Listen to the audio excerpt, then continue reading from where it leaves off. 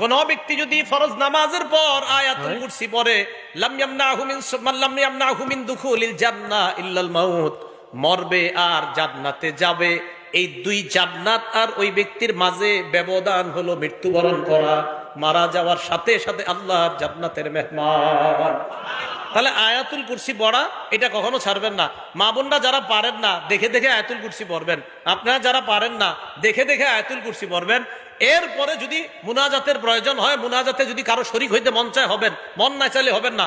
কোনো আলেম বলে না যে মুনাজাত নামাজের অংশ, এটা আপনারা শুধু শুধু ইমামদের উপর অভিযোগ দেন।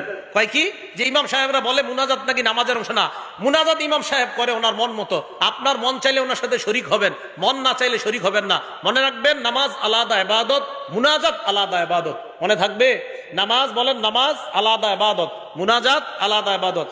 কোন মুসল্লি যদি মন চায় আমি মুনাজাত করবো না, আমি দাঁড়ায় সুন্নত পড়বো, আপনি বলেন